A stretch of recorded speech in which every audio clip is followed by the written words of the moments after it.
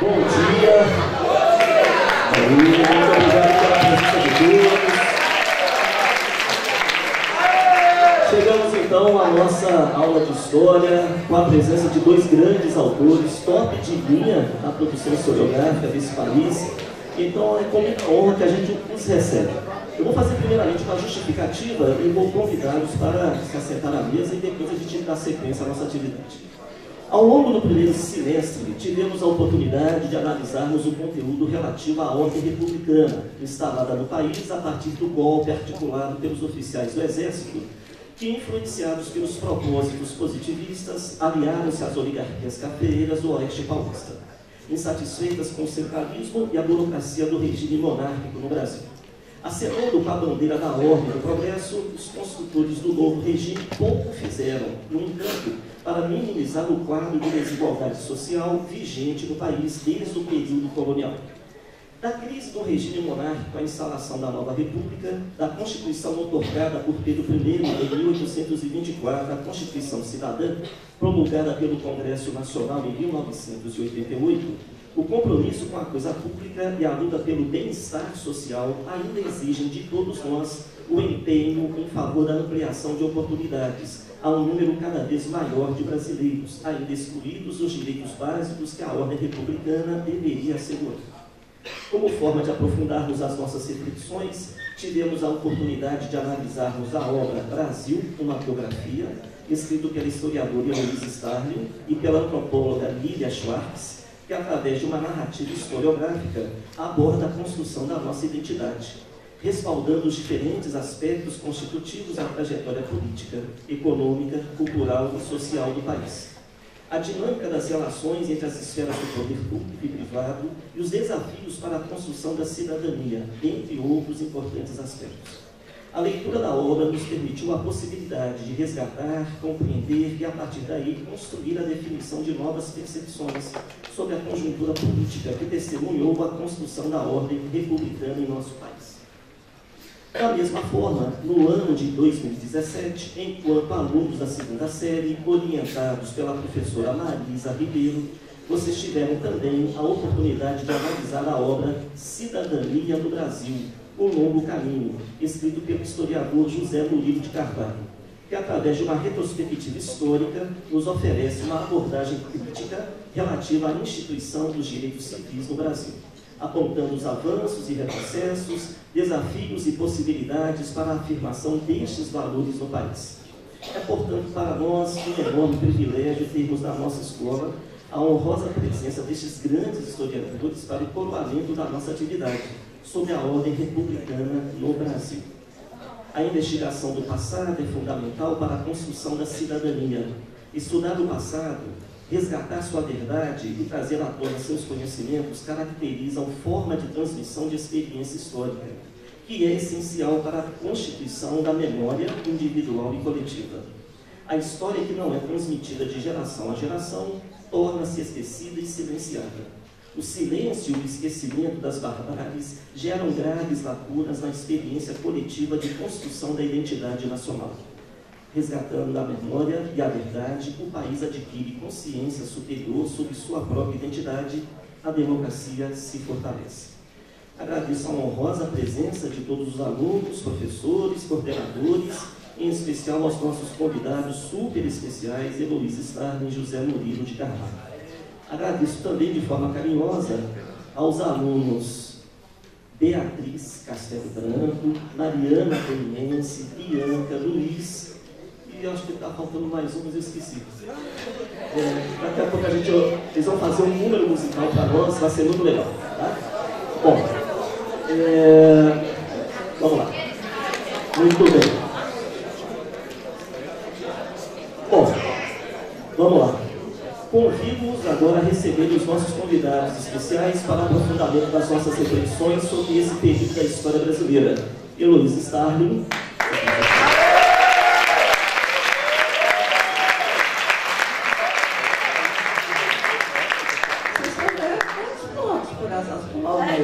Passou todo mundo de anos, você sabe, né? Heloísa, com louvor. Louvor. Sim. cientista política e historiadora, Heloísa é graduada nos cursos de Comunicações Sociais pela PUC-MG e de História pela UFMG, mestre e doutor em Ciência Política. Heloísa é professora de História das Ideias da Universidade Federal de Minas Gerais, assessora da Comissão Nacional da Verdade, coordenadora do Projeto República, Núcleo de Pesquisa, Documentação e Memória da UFMG.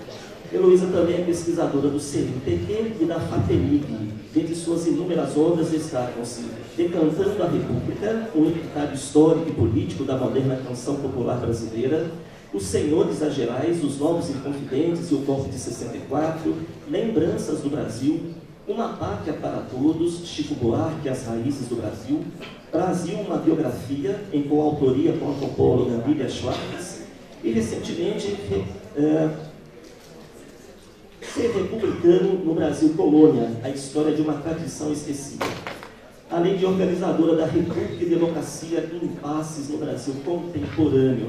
É um grande prazer trazer a Heloísa. A Heloísa foi minha professora, então eu estou resgatando também um pouquinho da minha história. Tia Siqueira. É o mais importante. Muito bem, Siqueira não está, né? Arthur está. Vamos lá. Com vocês também o privilégio de trazer para vocês um grande historiador, um grande escritor, José Murilo de Carvalho.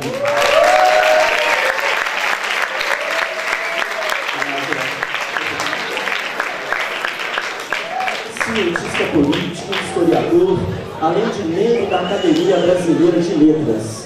Junto com o jurista e professor Celso Arthur, José Murilo é o único historiador brasileiro a ser membro dessa academia e também da Academia Brasileira de Ciências. Pessoal, um imortal entre vocês. Olha que honra que o colégio tem de trazer o Zé Murilo.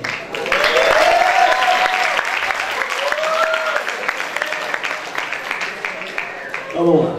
Como imortal da academia, José Murilo é o sexto ocupante da cadeira número 5, eleita em 11 de março de 2004 na sucessão da escritora Raquel de Queiroz. Graduou-se em Sociologia e Política pela Universidade Federal de Minas Gerais. Em 1965, ao que se seguiu seu mestrado em Ciência Política pela Stanford University, e onde também concluiu seu doutorado em Ciência Política. Em 1977, concluiu seu pós-doutorado em História da América Latina pela University of London. Atuou como professor na UFMG e no Instituto Universitário de Pesquisas do Rio de Janeiro.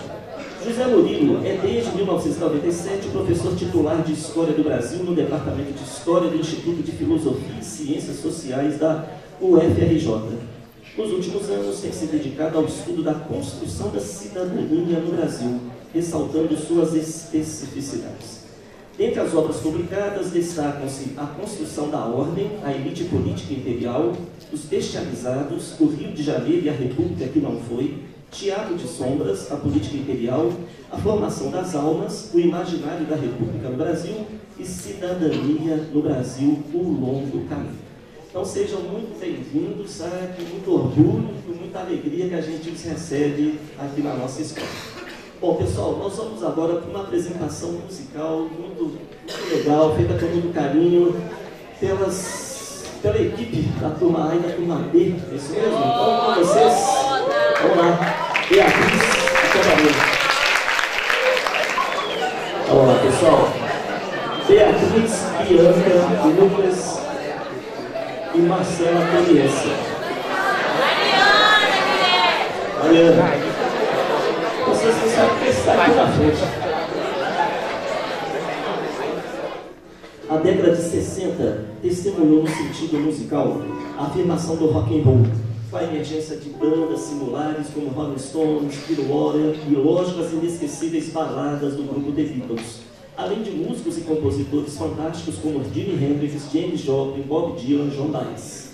Através do rock and roll, na verdade, a juventude dessa década procurava afirmar seus sonhos e incertezas diante de um mundo ideologicamente bipolar. Em uma brincadeira de inversão com os números, de 1968, o ano que não acabou, viajamos para 1986. Captaram de 68 para 86.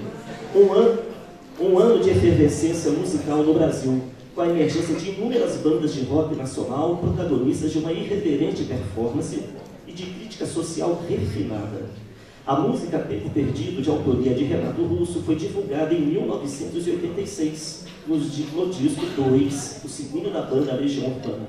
Trata-se de uma reflexão acerca da passagem inevitável do tempo e da condição efêmera da vida.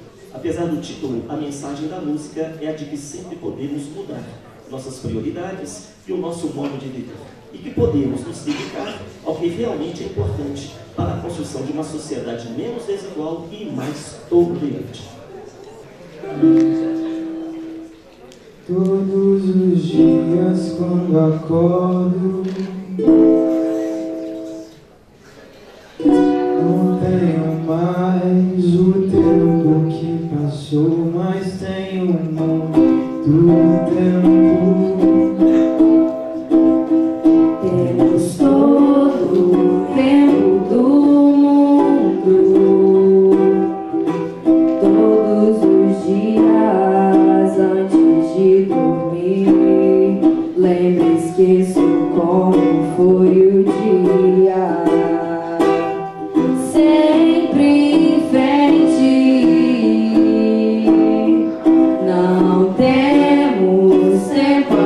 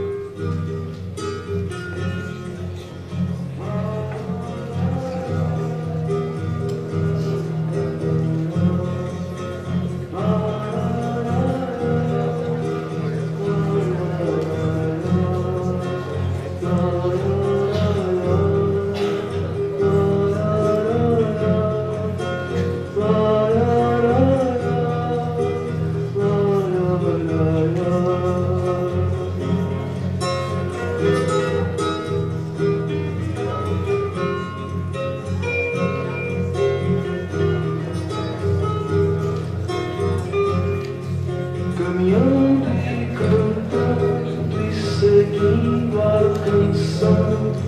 Somos todos iguais, braços dados orando, nas escolas, nas ruas, campos, construções, caminhando e cantando e seguindo a canção. Vem, vamos embora, que esperar não é saber. Quem sabe faz a hora, não espera acontecer. Vem, vamos embora, que esperar não é saber. Quem sabe faz a hora, não espera acontecer.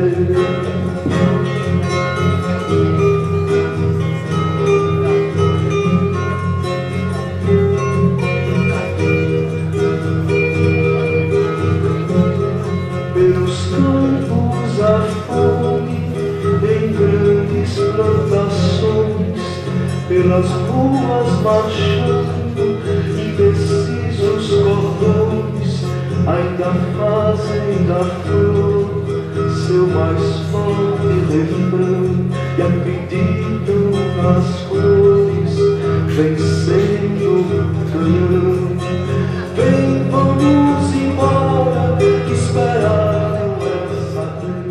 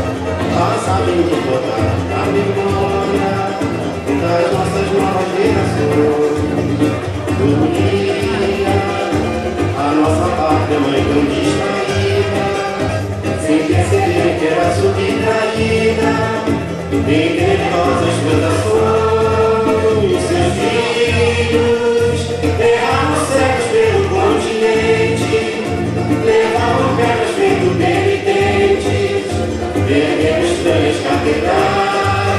E um dia, afinal, tinham direito a uma alegria, afogados numa ofegante epidemia que se chamava Carnaval, Carnaval, Carnaval.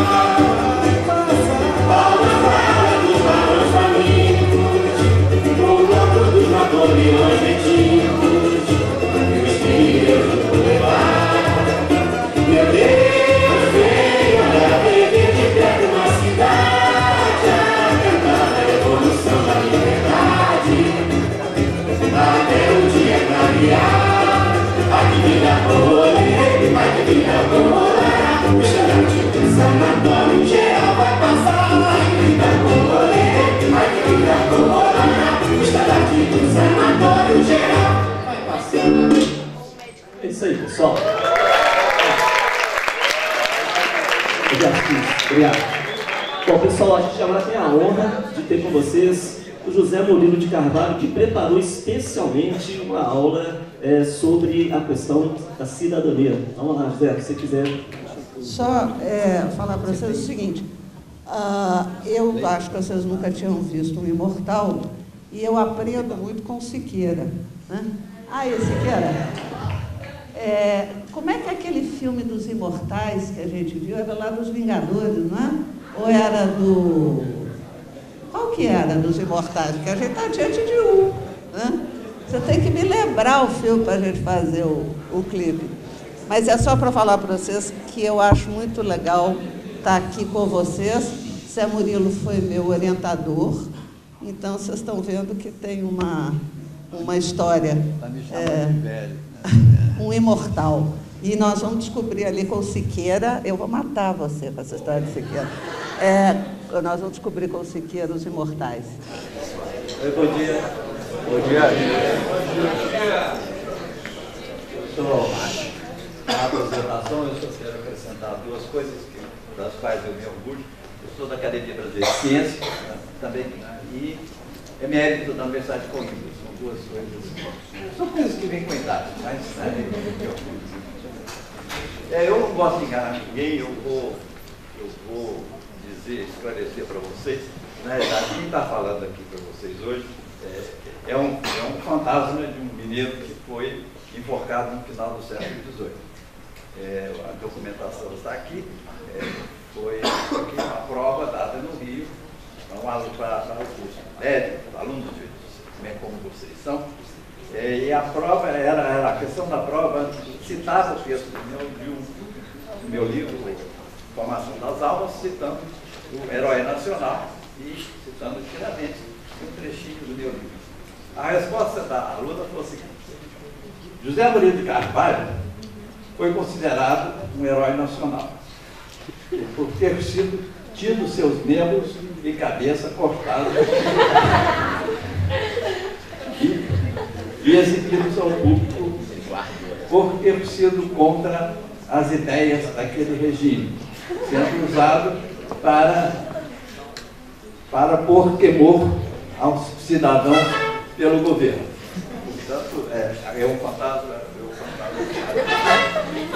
Está falando para você. Vocês apresentavam a aula sobre 64. Eu era vocês na época. Vou contar um pequeno episódio. Eu era aluno das Ciências Econômicas na época. E eu havia um comício aqui, que o Daniel Brizola, você já deve ter visto isso na história, não é a história de vocês, mas é a minha biografia. Veio fazer um discurso aqui, ali onde era a Secretaria de Saúde, ao lado do mercado. Um prédio muito grande, e nós organizamos o público, chamamos gente das favelas para assistir ao comício dele. Mas, de repente, a cavalaria do governador Magalhães Pinto começou a atropelar e a tentar dispersar o público. O Brizola, entramos no auditório, estava totalmente tomado, e a mesa comprida, mesa grande, estava ocupada por senhoras que sacudiam Deus contra o comunismo. Não pudemos entrar, o Brizola chegou no saguão e foi embora, falou 2 minutos e foi embora. E saindo de lá, a polícia estava de novo a perseguindo, espantando a gente.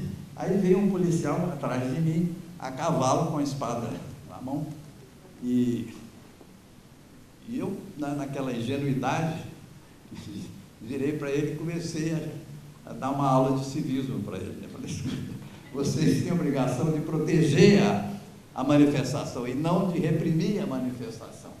E fiquei falando com ele. Ele virou para mim e falou, corre, moço. Eu achei mais prudente correr.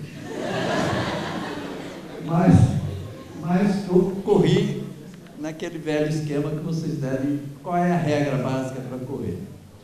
Correr de alguém ou de algum perigo. Você não pode correr depressa demais, que fica parecendo que você está fugindo, mas também não pode correr muito devagar, porque vai parecer que você está provocando.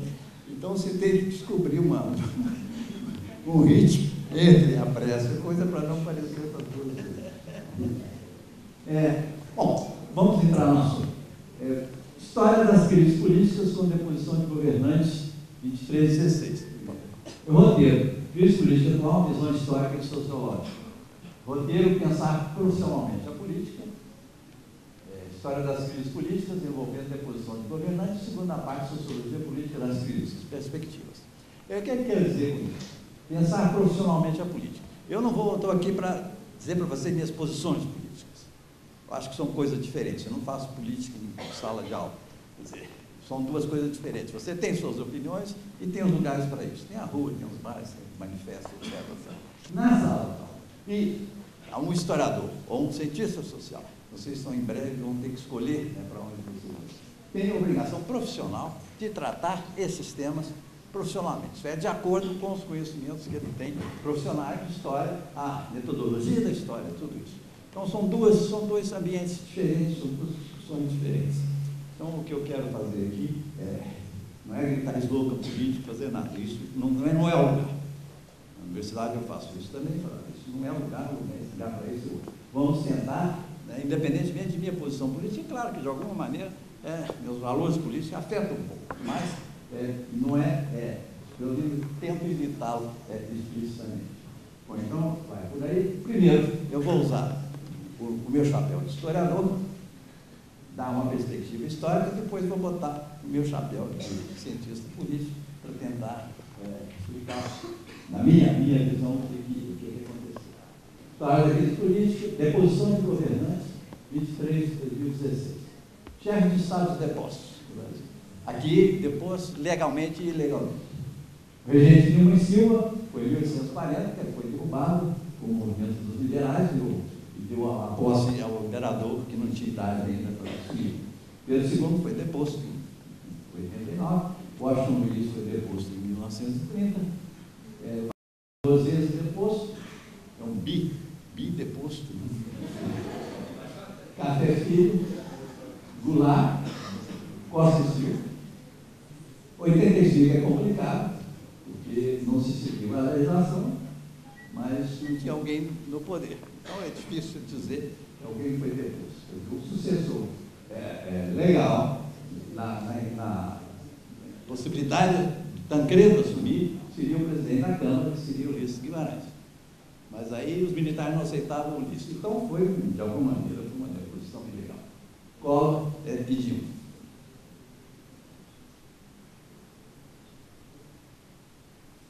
Aqui eu não vou entrar muito nisso, não, mas só para dizer a minha definição. O que é um golpe? É uma deposição ilegal de um governante. O impeachment é uma deposição de acordo com a lei, hoje a lei do impeachment de 1950 e da Constituição. Isto é um julgamento político, não judiciário. O Collor foi o impeachment central, porque é um julgamento político, depende do Congresso. Ele não tinha apoio do Congresso, perdeu. Fernando Henrique Lula, houve várias tentativas de impeachment, todas derrotadas porque eles tinham base no Congresso. de novo, é um julgamento político. A Dilma não conseguiu, porque ela não tinha base parlamentar. Naquele momento, não conseguiu mobilizar o Congresso e também Temer, já houve 2 tentativas também de impeachment contra Temer, mas ele tem o controle do Congresso, então é um julgamento político, portanto, não foi bom. Tem Vargas também, né? Se você pensar, a primeira tentativa é Vargas. No segundo governo. Segundo governo, tentaram também contra Vargas, mas ele tinha o controle do Congresso, que é fundamental no impeachment. História das deposições de governantes. Em vermelho, as que consideram ilegais. Professor Guilherme, me corrija se eu digo. 40 foi Pedro II tomou, foi levado ao poder, né, sem ter a idade. É legal, é um golpe. É legal. 89, derrubada de Pedro II, derrubada de Dom, um golpe militar. 45, derrubada do Getúlio, considerada uma ditadura, mas enfim, o legal aqui é a legalidade vigente naquele momento. Também golpe.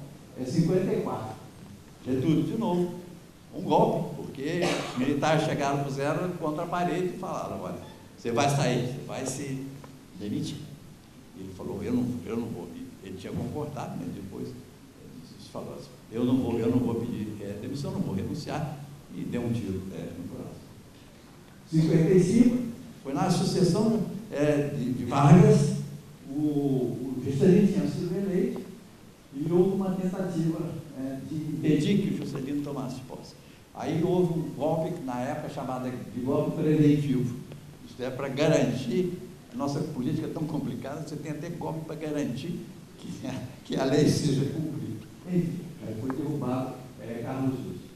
64, um golpe civil-militar. Eu insisto na palavra civil, porque eu vi meninos, né? Manifestações de 100 mil pessoas no Rio de Janeiro, apoiando a derrubada do governo. A gente tenta esquecer essas partes da coisa, mas o fato de ser poucas vantagens de ser velho, que a gente viu isso. 92, 85, de novo já falei, também é complexo, mas foi algo estranho. 92, escola de 16. Eu vou passar rápido isso aqui, porque presidentes eleitos popularmente. Eu estou distinguindo eleito popularmente e eleito, né, indiretamente pelo Congresso ou imposto. Prudente Moraes, Rodrigues Alves, Campos Salles, Rodrigues Alves, Campos Salles. Não, aqui não, aquele primeiro Rodrigues Alves está errado. Prudente Moraes, Campos Salles, Rodrigues Alves, eu confio, né, para vocês, a Vencelário, que está terminar Primeira República. Presidentes eleitos popularmente em vermelhos que não terminaram o mandato. Getúlio Vargas, 54, Café Filho, Juscelino, a Jane renunciou, João Goulart foi deposto, Collor ele renunciou, mas porque ele perdeu o processo de impeachment, Fernando Henrique, Lula e Dilma. Total, 10 presidentes, na realidade, Juscelino, Fernando Henrique, Lula, Juscelino, Fernando Henrique, 4 eleitos popularmente completaram o mandato. Neste período todo, apenas 4. Foram 10, foram eleitos e 4 completaram seu mandato. O novo ponto é este, essa é uma longa história. Nós estamos falando, crise política com saída de governante, é uma longa história no Brasil. Total de presidentes, 5 eram militares, aí não se coloca, mas Costa Silva ainda foi derrubado. Também pelos militares, porque ele estava doente, adoecido, e simplesmente decretaram o mandato dele, caçaram o vice-presidente, que era civil, e puseram um outro. Foi realmente um golpe dentro do deposição por período.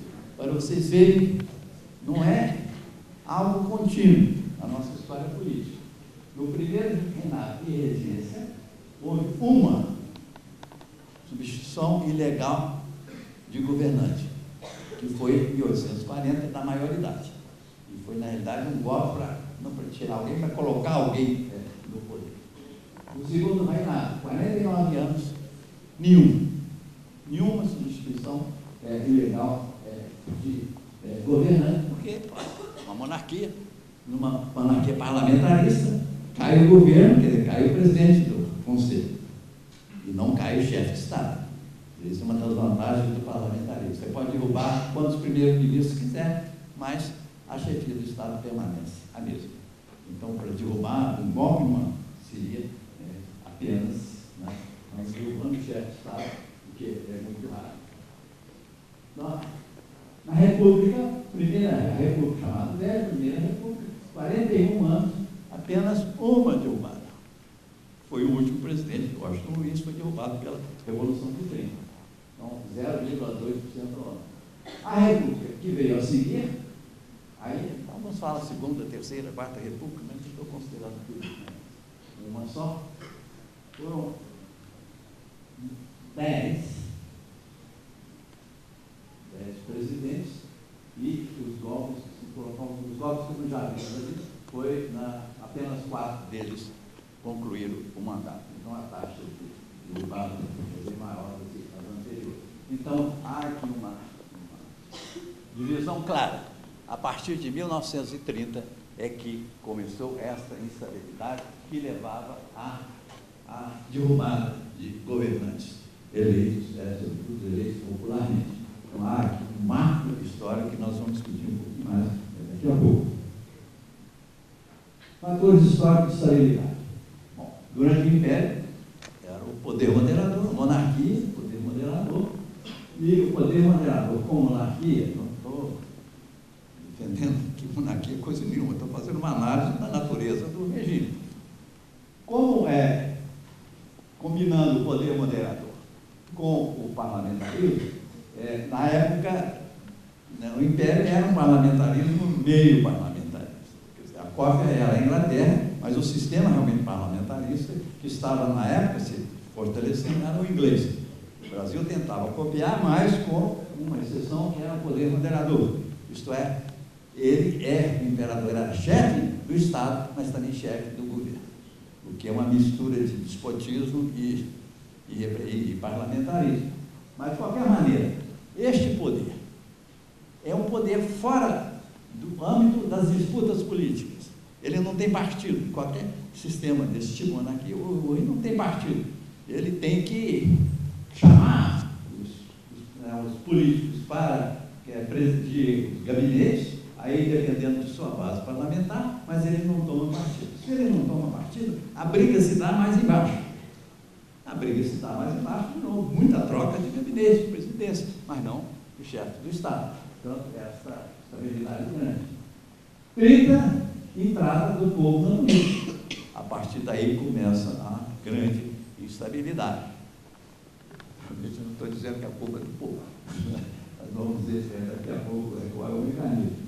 Bom, Forças Armadas, aí estabilidade, mas no regime sem eleições, o povo fora da política, e mesmo assim o maior voto. Última fase, 85 até agora, uma ampla democracia. Nós temos uma participação eleitoral muito grande hoje, maior do que de muitos países europeus, inclusive, 16 anos. O Brasil foi pioneiro aí, não há, e poucos países dão o direito de voto aos 16 anos, porque muitos de vocês já podem votar.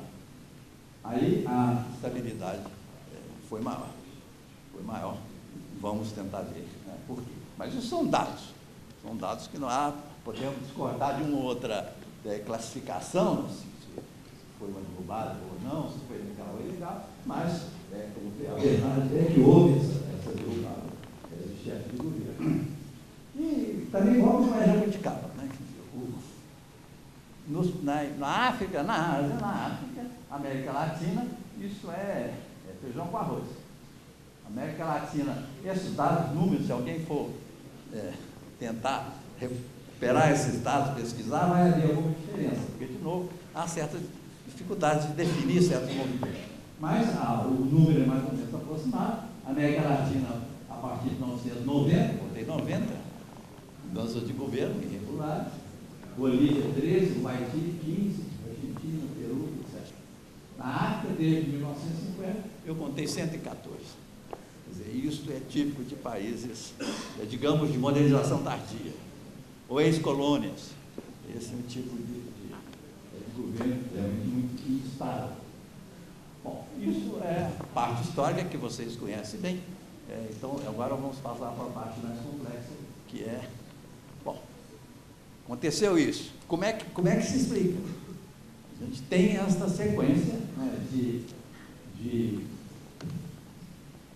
a partir de 30 aumenta a estabilidade. E uma das coisas que aconteceram em 30 foi exatamente o mesmo desenvolvimento da população na política, com movimentos políticos nacionais, e a partir de 46, pelo voto. Aí sim é um marco desta fase da vida política brasileira. Aqui, de novo, eu não estou na exposição política, mas nós somos guiados por alguns valores, inevitável. Os valores que estão por trás dessa análise são esses aí conhecidos de todos e que oficialmente a gente adere a ele, a Constituição adere a ele.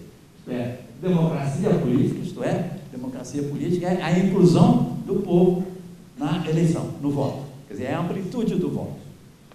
Democracia social, se eu separo as duas coisas para efeitos de básica lei.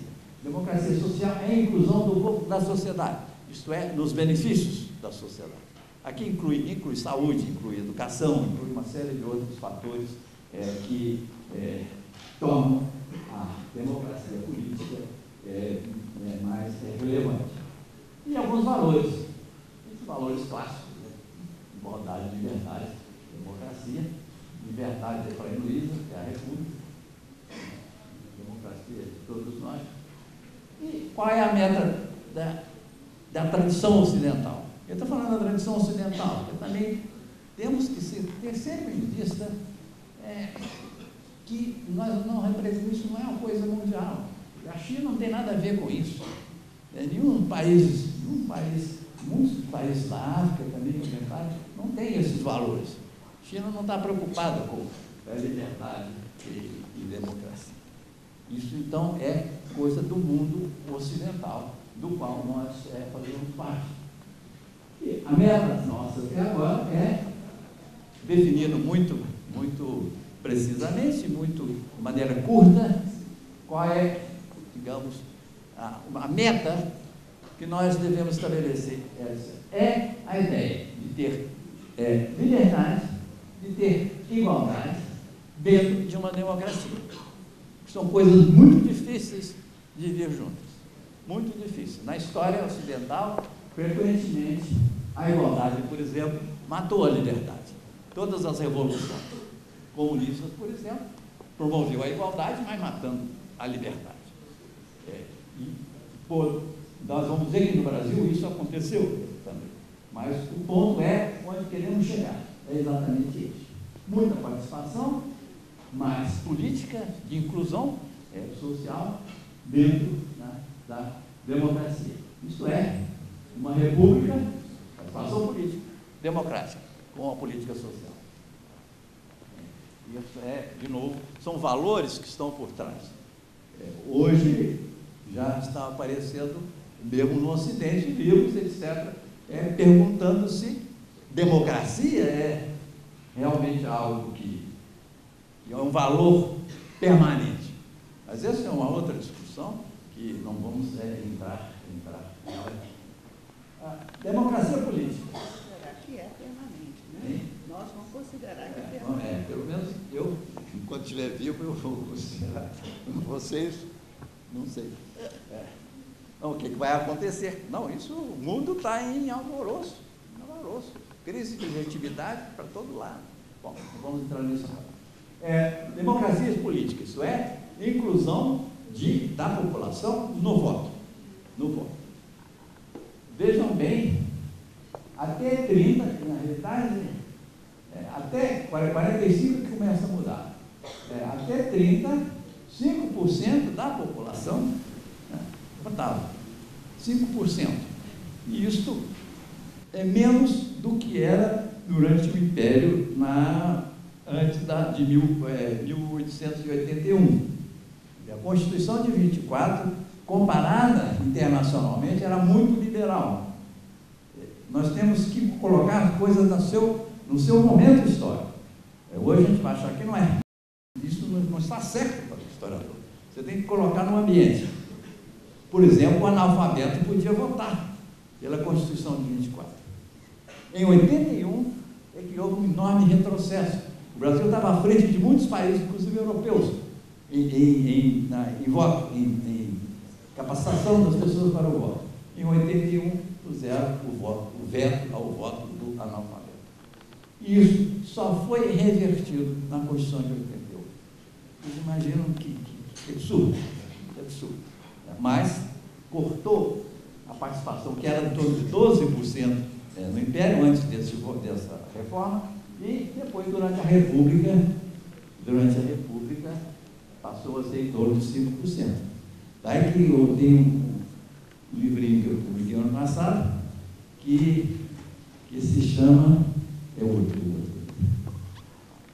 que se chama O Pecado Original da República.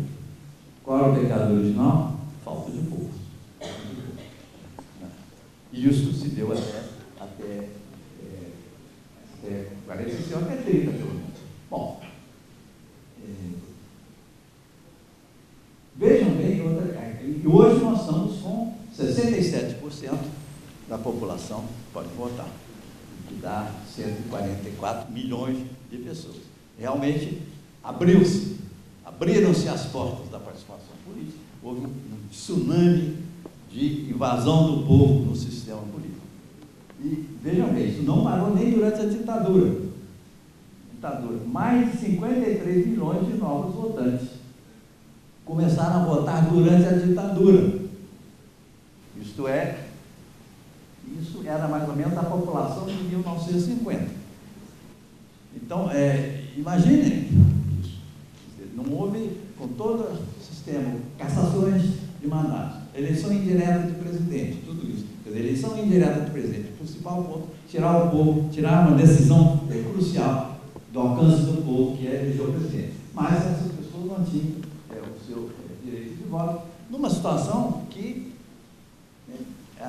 o voto não tinha muito sentido, sobretudo pela impossibilidade de eleger presidente. Mas as pessoas adquiriam a prática de votar e entravam no sistema de alguma maneira.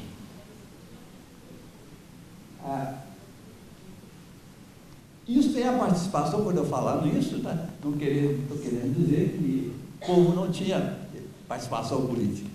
Tinha, nenhuma. Já desde a independência do Brasil. Eram manifestações fora do sistema representativo. Durante a regência, por exemplo, o Império, revoltas no país inteiro. O país quase se partiu. Quase realmente houve uma secessão do Rio Grande do Sul, a Bahia proclamou o Pará, Bahia, Rio Grande do Sul, todos proclamaram, separaram o país, Rio Grande do Sul por 10 anos. Então, messianismo, movimentos populares fortíssimos, Canudos, contestado, Terra Bonita, lá na regência, um mundo de manifestações, greves, naturalmente, muita manifestação popular, mas por fora do sistema representativo. Por exemplo, na República Velha, o movimento operário tinha um forte conteúdo anarquista. Os anarquistas se recusavam a participar da política partidária. Para eles, a briga é com o patrão, não com o Estado. Então, tinha essa. Então, de novo, quando digo isso, não estou dizendo que não havia povo na política, não havia povo na política formal, no sistema representativo como um todo. 45, então, essa invasão do povo a partir de 45. Agora, aqui que está a coisa mais complexa. Eu mostro que houve essa mudança, essa invasão de povo eleitoral a partir de 45. Na década de 30 já havia movimentos, eleitoralmente não, mas já havia vários movimentos políticos nacionais.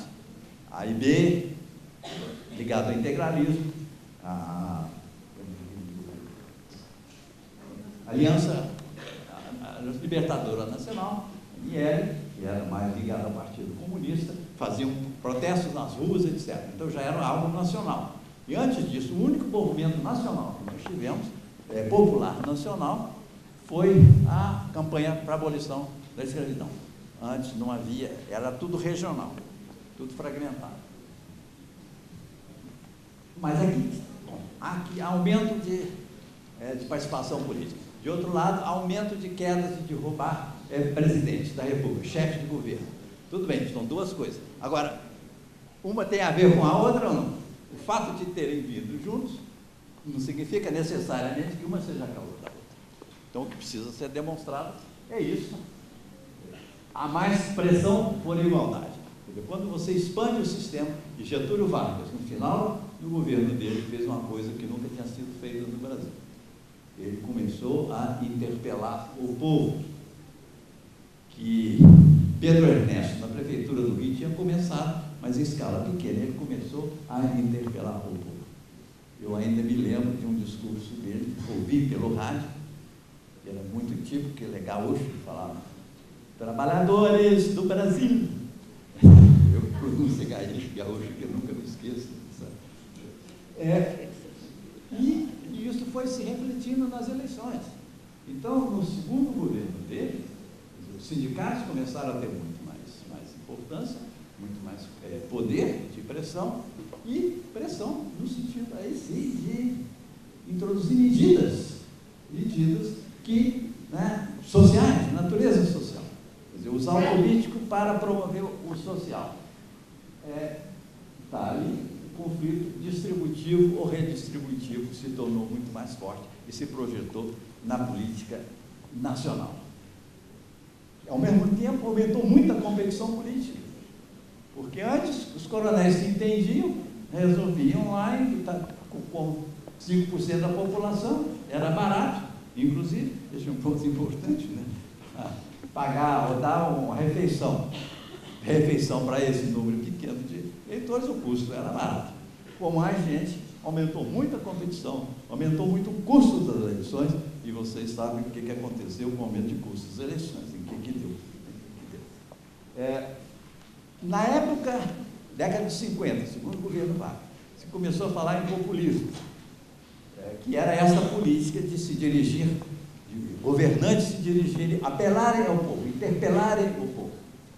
Há disputa sobre isso, e eu creio que com certa razão, porque isso tem a ver com a situação atual. O Getúlio se matou em 54, mas o partido que ele criou em 45, o PTB, antigo PTB, foi um partido que até 64 só subiu na representação.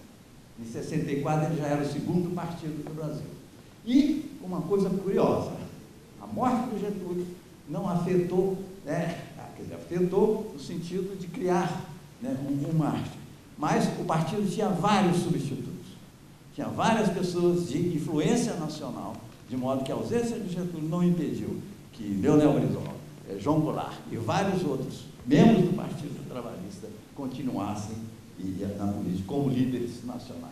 Então, o impacto da morte dele é muito maior do que, por exemplo, hoje, a força que Lula tem dentro do partido, do PT, dificilmente não há um substituto ao Lula no partido. Eu acho que um dos grandes dramas do partido um pouco é este, e nesse caso aí não houve. E no governo João Goulart, aqui que alguns colegas, eu acho que com razão, contestam a palavra populismo, porque no governo de João Goulart, a chamada reformas de base que ele propôs era talvez o primeiro programa de governo até hoje que implicava em redistribuição de renda.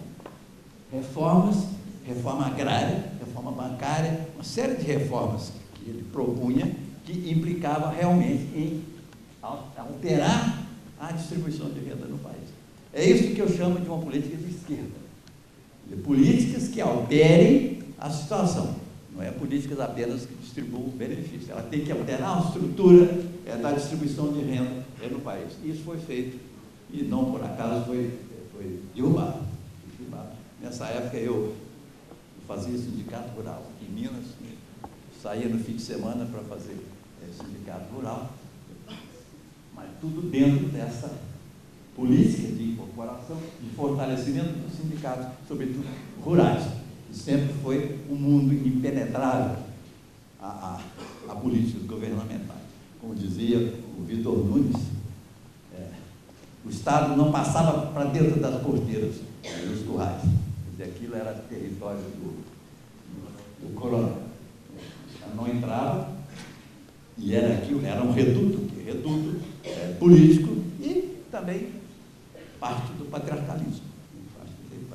Ali dentro, mulheres, empregados, etc., estavam sob este domínio privado e não submetidos à legislação nacional. Tem um livro sobre história da família que mostra com clareza como é que era a situação das mulheres naquele período. Aqui, recuperando um pouco, Vargas foi o primeiro a interpelar o povo durante ainda a ditadura. Ele percebeu, ela era um gênio político. Ela era uma ditadura. Houve a guerra, a Segunda Guerra Mundial, era uma guerra contra o nazismo e o fascismo, isso é, contra ditaduras. O Brasil lutou ao lado dos aliados, em uma situação totalmente estranha, porque uma ditadura lutando ao lado das democracias. Mas ele percebeu perfeitamente. Percebeu?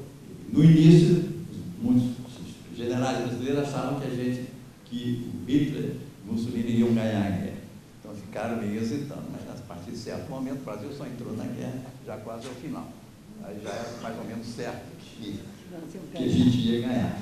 E aí, Jesus, politicamente muito ativado, percebeu isso e começou a falar na rádio com esse esquema de trabalhadores do Brasil. E no segundo mandato, ele chegou a fazer um discurso em que ele dizia o seguinte, para os trabalhadores do Brasil: hoje, vocês estão no governo.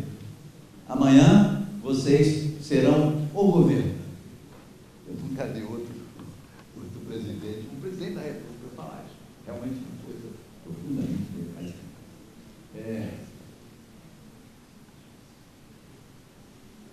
inclusão social sem liberdade, sem democracia. Isso está na Cidadania do Brasil, quem deu está lá. Como é que no Brasil a sequência inglesa, direitos civis, direitos políticos, direitos sociais, no Brasil foi invertida. O primeiro direito que realmente estendeu-se a boa parte da população foi os direitos sociais. Isso em situação de ditadura, que foi no caso do Vargas, por exemplo. Depois, houve um período até 64, e algumas medidas, mas não muito importantes, e veio a ditadura militar, que fez a mesma coisa. Nós precisamos ter muito cuidado dessas análises. Nós representamos, de certa maneira, a oposição da classe média em relação a essas coisas. Mas a gente não vê muito o que está embaixo. A gente está no nível de renda dos 10% mais alto do país. Por exemplo, a ditadura, o que ela fez? Ela tirou o valor do voto, proibiu a eleição presidencial, mas criou o INPS, o Fundo Rural, a Previdência também empregados domésticos e autônomos, todos esses outros órgãos aí, o Ministério da Providência, Assistência Social. Segundo uma pesquisa de opinião pública, eu vi essa pesquisa, o Médici era popular em pesquisa de opinião pública. Isso estava no Rio. Quem fez essa pesquisa foi o Rio Peste. Não publicaram. Porque o Médici foi o período mais violento de repressão política no Brasil. Quando se matou mais gente, prendeu mais gente, torturou mais gente. Mas ele ia para o Maracanã, radinho de pilha no ouvido, e era aplaudido. Então, de novo, o mundo não é preto e branco, não. Não é preto e branco, não. É muito complexo e é tarefa nossa. Nós podemos ter a nossa posição e lutar por ela, mas se queremos entender, é preciso ver essa complexidade que sempre está presente. De novo, um outro exemplo de inclusão social sem democracia e sem liberdade. Problema central pós-85. Liberdade e igualdade com democracia. Eu costumo dizer o lema da Revolução Francesa: liberdade, igualdade e fraternidade. Olha, historicamente, liberdade e igualdade frequentemente não se combinam. As ditaduras, por exemplo, que promoveram as ditaduras chinesa, soviética, chinesa, cubana, promoveram a igualdade muito fortemente, mas cortaram a liberdade. O Ocidente levou isso de uma maneira mais lenta, mas levou também anos, séculos, para resolver isso. Como conseguir isso em um dos países mais desiguais do mundo, que é o de vocês? O meu eu já estou desistindo. Mais desiguais do mundo. E um país profundamente resistente a mudanças. Isso é uma tradição nossa. Tradição nossa. Eu costumo, nesse episódio do impeachment da Dilma, a votação no Congresso, na Câmara. Muitos de vocês talvez tenham acompanhado isso, eu acompanhei. Era um escândalo, né? Em nome da minha vovozinha, em nome do meu netinho, não sei o que, eu voto isso, em nome de não sei o que, papapá. Fico olhando aquilo, mas o que é isso? Né? E eu discutia com colegas, os colegas diziam, esse aqui não é o Brasil. Pior é que é. Pior é que essas pessoas foram eleitas, você não tem como fugir disso. É produto de democracia, é problema de voto. Ou você desqualifica este voto, ou tem que aceitar. Então tem que entender que certamente é uma longa tradição nossa e daí a imensa dificuldade de resolver esse problema da igualdade, que é seríssimo de nós.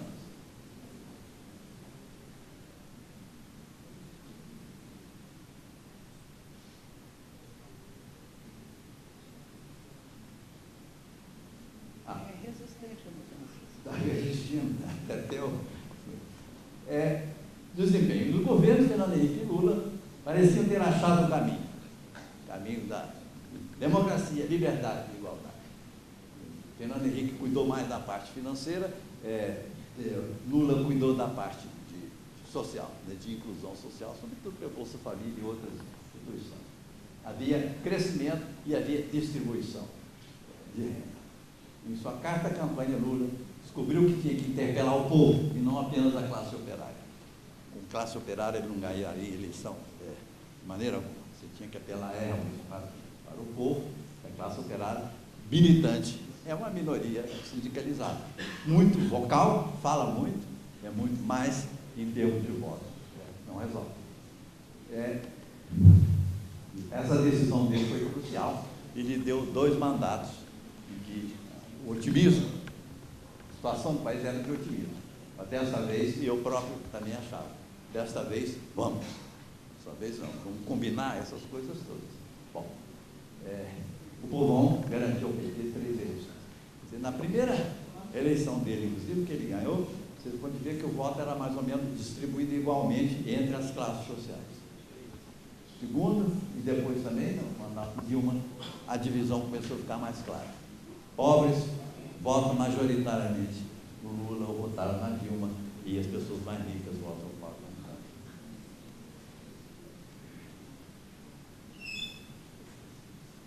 Bom, o que deu errado, bom, isso aqui vocês já viveram, não vou insistir nisso, erros de política desde 2015, que levaram à crise econômica e ao desemprego.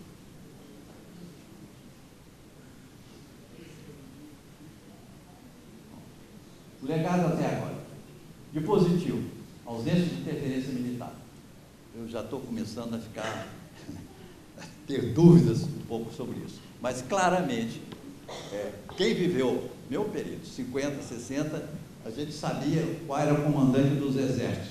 Sabia mais do que quem era o presidente, quem era o governador de um estado ou de outro. Sabia porque eles eram atores políticos muito fortes. Durante esse período todo, até recentemente, eles se mantiveram neutros, porque isso para nós, vindo de uma ditadura militar, era algo muito importante. Agora, de novo, tem aí um candidato, tem um vice desse candidato, talvez seja mais sério ainda do que o candidato a presidente dessa chapa, já traz algumas preocupações. Mas eu tenho alguns contatos, estou dando aula de marinha, etc., e pelo menos algumas forças eu creio que será muito difícil que eles façam uma intervenção militar. Mas, enfim, nesse país a gente não pode prever. Negativo. Contaminação da esquerda pela corrupção e pelos clientelismos tradicionais. Isso foi realmente uma tragédia. Uma tragédia. Você sabe que o PT, inclusive, chegou ao governo, além da parte de distribuição, uma parte de correção política, né, contra a corrupção, etc. Isso foi, acho, para nós uma tragédia. Hoje, eu votei ali esquerda e eu devia tirar. Devia votar o PT, porque há certos partidos do Brasil que são ainda, eu creio, autenticamente de esquerda. Eu diria o PSOL, por exemplo.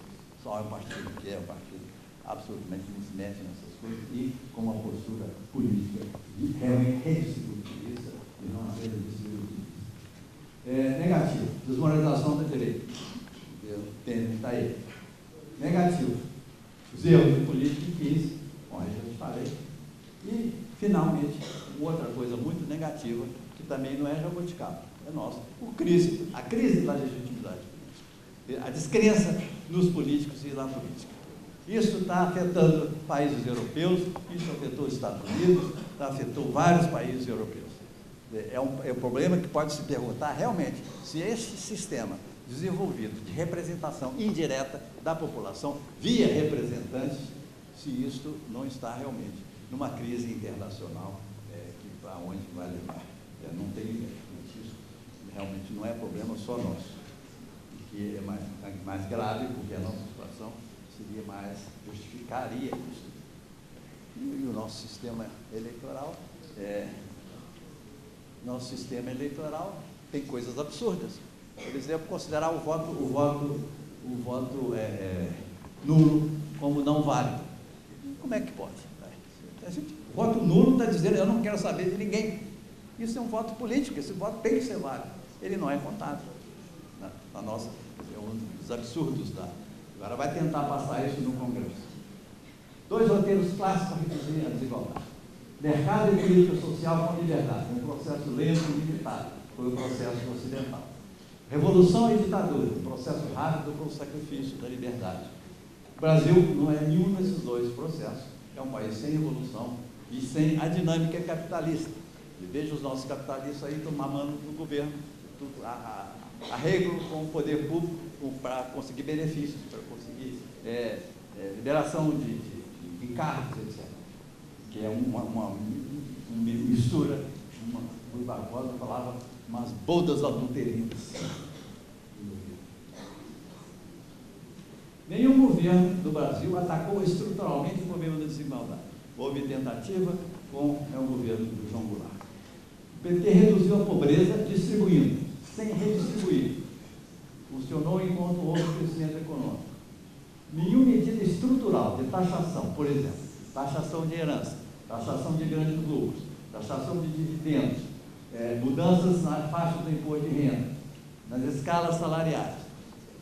Tudo isso é medida redistributiva, isto é, você está tirando de alguém para passar para outro, você está tirando dos mais ricos para passar para os pobres. Isso não é distributivo, é redistributivo. É por aí que eu defino um partido realmente de esquerda. É um partido que quer reformas que redistribuam a riqueza, porque isso pode ser feito mesmo em situações de crise. Você pode alterar as faixas do imposto de renda, por exemplo.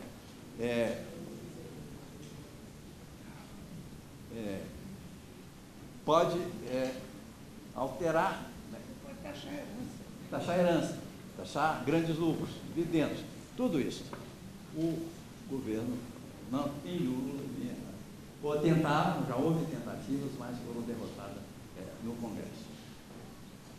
Eu estou chegando ao fim, aqui olhando um pouco para frente,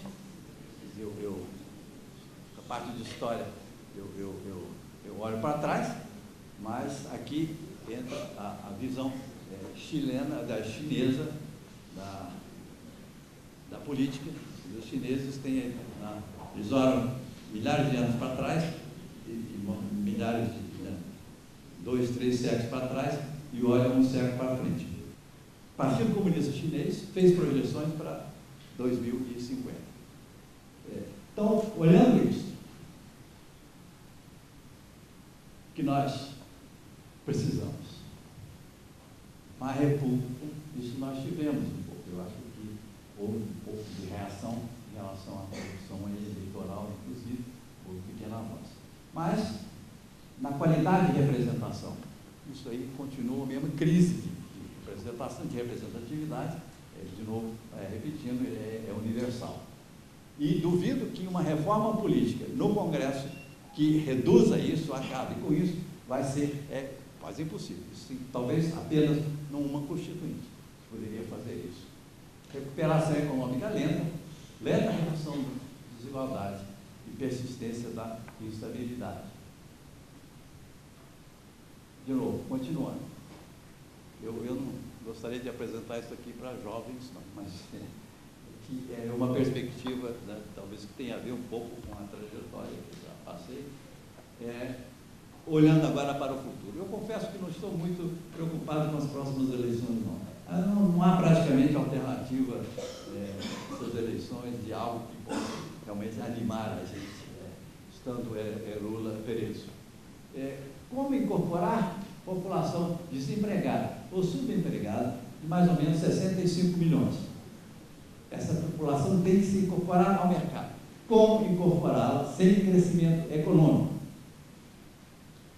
Nos últimos 4 anos, uma queda de 10% no PIB. Inclusive a política distributiva, mesmo sem ser redistributiva, se torna mais difícil.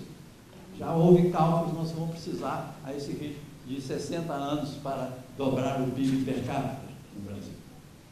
A automação é outro processo que está invadindo o mundo inteiro. Reduz o emprego, exige mão de obra mais qualificada. Calcularam que vai se reduzir em torno de 20% o emprego, exigindo mão de obra qualificada. Nós temos um processo educacional que vocês sabem.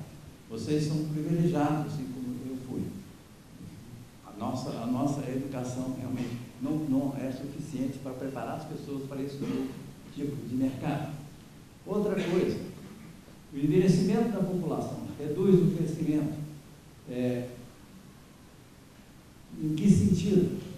Você já ouviu falar na chamada janela demográfica. Há quem trabalha e há quem recebe aposentadoria. Já são os jovens e os mais velhos. Pula-se que mais ou menos 2037 por aí, essa equação vai se inverter. Isto é, vai haver mais gente aposentada do que gente nova como vocês para trabalhar. Isso é uma situação terrível, sobretudo num país que tem esta composição, né, salarial. Como então, são todos fatores negativos estruturais.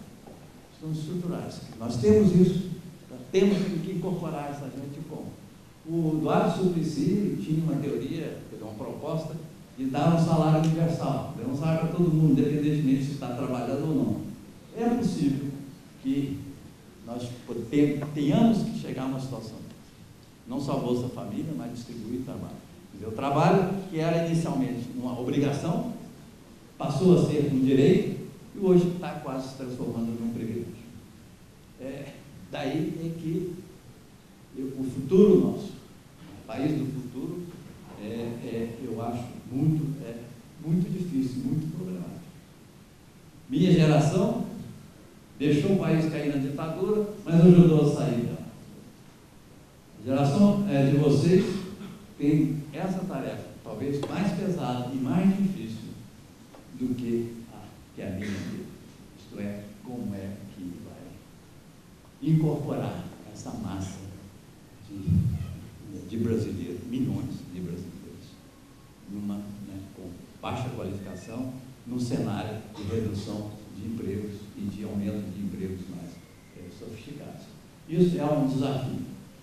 Eu espero que você, não só, mas como geração, enfrentem isso. E não é fácil, enfrentem isso. E percebam isso, quer dizer, tem que olhar um pouco para frente. A gente não é só a eleição de agora, não. É para frente. Qual é o futuro do país? Que pensam nisso, enfrentem isso. E espero que tenham êxito em resolver esse imenso imbróglio em que nós desenvolvemos. E aí, conseguindo isso, vocês terão feito uma tarefa talvez mais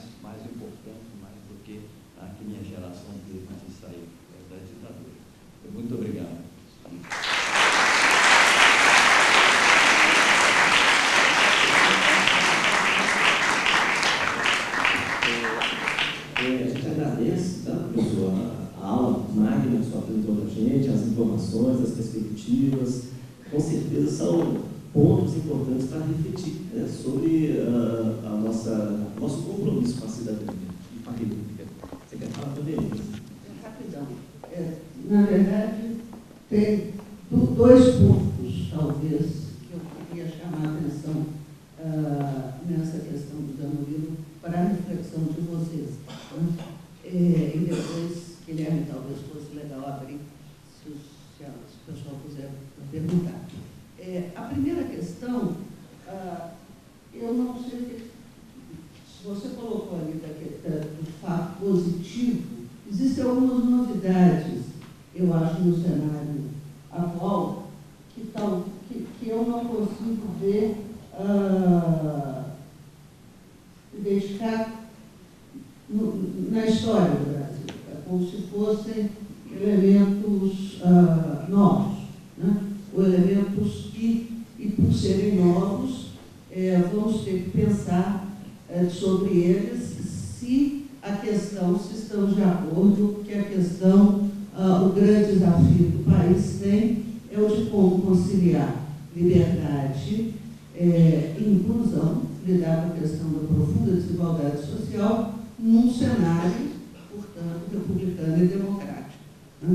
É isso que o Brasil não conseguiu fazer até agora. Quer dizer, o que o Zé Murilo mostrou foi que todas as vezes que nós tivemos tentativas de inclusão, elas terminaram em golpes, né? Seja porque as nossas elites não suportavam a expansão democrática, o caso da República Oligárquica, na Primeira República, seja porque setores da sociedade brasileira também não suportavam. Né? E é essa tensão que nós não conseguimos resolver até agora. O que eu acho, então, eu estou de acordo que esse é um problema que nós vamos ter que dar conta. A questão, só que no cenário atual, talvez, existam alguns elementos novos. O primeiro, há uma distorção do judiciário. Né? Há uma expansão do judiciário que tem provocado um tipo de ação intimidativa, autoritária e cujas consequências são danosas, porque isso está acontecendo desde a ponta de baixo, primeira instância, Polícia Federal, Ministério Público, até vocês pensarem nos órgãos superiores e no próprio Supremo. Né? Então, é como se nós quisermos usar o Montesquieu, é como se vocês pensassem das agências de Estado, o Executivo se retraiu, né, diminuiu por conta da corrupção, o Legislativo, que ele citou também, se retraiu, também diminuiu, e o Judiciário expandiu. Né? E essa expansão, ela não é só positiva. Né? Se você pensar os episódios da Universidade de Santa Catarina, né, com a morte do reitor, para ficarmos só no ambiente universitário, dá para ver a outra ponta, que é essa ponta da expansão. O outro da democratização, sim, mas também a outra consequência desse processo de autonomia do Poder Judiciário. O outro elemento que me preocupa é que existe uma emergência, né, que não é liberal, mas é realmente de forças de direita. Não há nenhum problema no sujeito ser liberal. Liberais são democráticos. O problema é quando nós estamos lidando com a direita, né? Porque aí não há nenhum compromisso com a democracia. E é essa expansão que me preocupa. Se vocês pensarem hoje, como que essa expansão também se reverte numa tensão, numa polarização, né? Numa intolerância. Né? Na minha família, eu e meu irmão, né? Não há nenhum problema de intolerância. intolerância, mas eu já vi em situações até mesmo mais alargadas, em espaço privado, em espaço familiar, de manifestações de intolerância assustadoras. Né?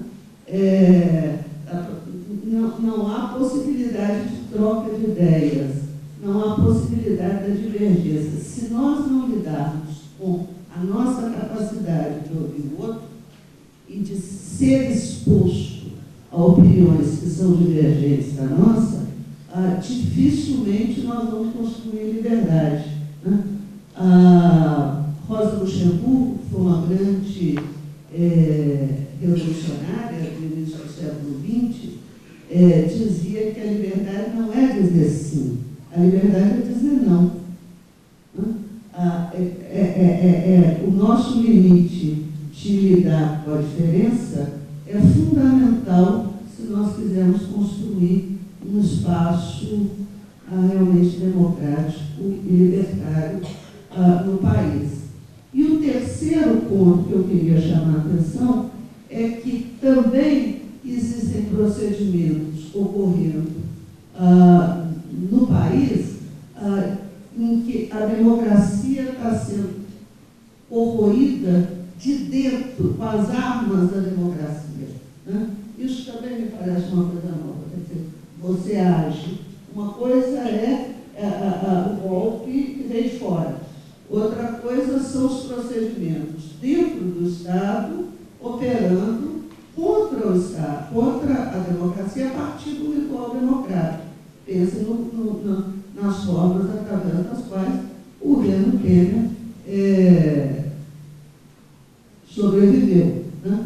Operar contra o ritual democrático significa, inclusive, produzir um descrédito na ação política. Né? E esse descrédito na ação política é caminho aberto para formas ditatoriais. Não há nenhuma possibilidade de nós resolvermos a equação que o Zé Murilo nos colocou sem o recurso à política. Se nós abrirmos mão da política porque os rituais estão sendo utilizados contra a democracia, os rituais democráticos estão sendo utilizados contra a democracia, nós vamos certamente cair num processo autoritário. Então, esses eram os três, talvez, pontos que mais me preocupam no cenário atual e que eu não vejo forma assim, eu não vejo referencial deles na história. Não que eu queira ver a repetição. Né? Tem uma teórica que eu e o Siqueira gostamos muito, que se chama Hannah Arendt. Eu gosto, ele fica nervoso toda vez que ele ouve falar em Hannah Arendt, porque a gente atormenta a cabeça dele com a Hannah Arendt. Mas a Hannah Arendt dizia que a história não se repete, ela é ingovernável. Então, provavelmente, nós vamos considerar que, por ser ingovernável, existem elementos hoje que são novos e que nós vamos ter que dar conta se quisermos resolver ou enfrentar a equação que o Zé Murilo apresenta e que eu acho que é o grande problema que nós vamos ter que resolver mesmo.